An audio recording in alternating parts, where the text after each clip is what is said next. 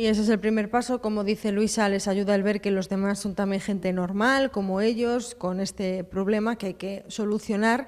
Cuando llega, ¿cómo empezamos el tratamiento? Porque uno se pone a pensar, pasa lo mismo con la gente pues que a lo mejor tiene dependencia del alcohol, que lo que tú dices se les rechaza más socialmente, a lo mejor se dan cuenta antes, ¿no? Es como que alguien les da esa colleja de decir, oye, que te está pasando algo. Pero algo que tienen en común es que su adicción está ahí, está en la calle.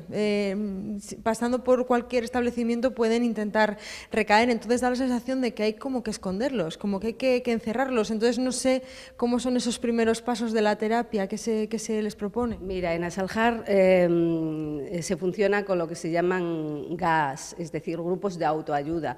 Entonces significa que nada más que llegan, como te decía Félix antes, es importantísimo que quienes les reciben son enfermos, es decir, monitores que están preparados para hacer lo que llamamos acogimiento.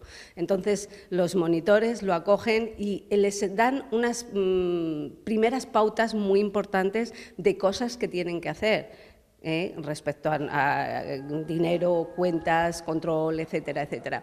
La familia en este caso se ve muy arropada, ¿por qué? Porque vienen desesperados la mayor parte de las veces y entonces encuentran ya la manera, por decirlo de alguna manera, de por dónde saber qué es lo primero que tengo que hacer, con lo cual es importantísimo la labor que ellos hacen nada más que llegan y acto seguido se les integra en los grupos de funcionamiento que hay en Asaljar, que son 3 veces a la semana, pero lunes, martes y sábados. Los sábados habitualmente es más para gente pues o que viene de fuera, porque viene de gente de Zamora, de pueblos, etcétera, etcétera, o de gente que no puede durante la semana venir. Y en función de eso también se establece en qué grupo se le va a introducir al enfermo y al familiar de apoyo. Ambos entran a participar dentro de la terapia y son grupos abiertos, es decir, en estos grupos te puedes encontrar gente que lleva a lo mejor 11 años con gente que acaba de entrar. ¿Qué tienen de enriquecedor? Pues que evidentemente el que lleva tantos años de rehabilitación tiene muchísimas cosas que aportar al que llega, pero el que llega aporta el refrescarle al que lleva tanto tiempo que esto es una enfermedad crónica, es decir, para toda la vida, que eso es una de las cosas que más difíciles les resulta de asimilar, ¿me entiendes? Pero se dan cuenta, primero, que efectivamente es más importante de lo que ellos creían y segundo, que se puede uno rehabilitar, porque si hay personas pues, que llevan 10, 11 años haciendo una vida absolutamente normal, pues evidentemente se ven reflejados y eso hace que, bueno, pues que se liberen mucho de esa presión, de esa incomprensión que hay a nivel social de no entendimiento. Por eso que te decía, porque es una enfermedad un tanto desconocida. Fuera de las puertas de la asociación, la gente se ve a veces muy incomprendida por la parte social. Por eso, porque está también la parte gubernamental, con las diferentes autonomías, el Gobierno central, etcétera.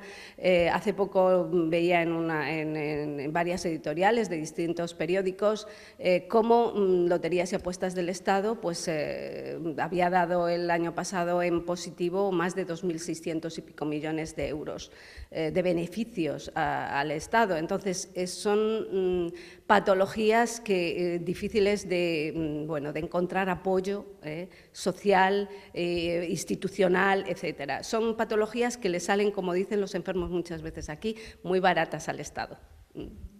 Y decías, Luisa, que sí que encuentran ese apoyo en ese familiar de apoyo, ¿no?, que les acompaña a estas terapias. Digamos que él se encarga, ese familiar de apoyo, de aleccionar al resto de conocidos. ¿Le dan unas claves para que las comparta con el resto de la familia para intentar ayudar al enfermo? ¿O qué papel ejerce ese familiar de apoyo? Familiar de apoyo, vamos a ver. Cuando llega, es importante, es verdad, el familiar de apoyo por una razón fundamental. Es porque va a haber situaciones de control externo, no solo interno, el que tú decidas que eres un enfermo y que te quieres curar, sino es necesario esos factores de control externo que el familiar de apoyo va a proveerles, es decir, desde hacer una cuenta mancomunada y que eso se lleve a efecto, desde controlarle los gastos con tickets, etcétera, etcétera, es decir, porque aquí se dice, tenemos una serie de normas y una de ellas, pues por ejemplo, es que solo se pueden llevar el dinero estrictamente necesario, etcétera, para cubrir todas esas pautas es necesario el familiar de apoyo. No quiere decir que una persona que no tenga familiar de apoyo no se pueda rehabilitar. De hecho, hay gente dentro de la asociación que no tienen familiar de apoyo y que están en ella y que llevan años de rehabilitación, pero indudablemente es más fácil. Y luego lo que tú decías, hace un poco el papel difusor a nivel de comprensión. En muchos casos aquí nos encontramos que los familiares que vienen con el enfermo son luego los encargados de desmitificar a nivel familiar que no es un vicioso, que es un enfermo, que esto hay que hacerlo así, así, así, porque si no es bueno para él, es malo. Es decir, porque luego todo depende también de si son hijos, de si son esposos o esposas, etcétera. Hay una diferencia en el afrontamiento de la enfermedad, es decir, para los padres o las madres en este caso, que normalmente, como en casi todo, nos estamos encontrando, y estadísticamente es así en los estudios que se hacen, que la mujer apoya mucho más que el hombre. Es decir, normalmente cuando se hacen cargo de un enfermo es mucho más la madre la que participa dentro de la situación, y cuando es en el caso de enfermos que hay aproximadamente 1 de cada 3 es mujer, pues nos encontramos que al final realmente en las asociaciones son muy minoritarios, no está representado el número de mujeres que realmente hay, y entre otras cosas nos encontramos que porque los esposos, parejas, etcétera, apoyan mucho menos que las mujeres. Las mujeres siguen siendo el factor primordial de apoyo familiar a todos los niveles, en este caso también.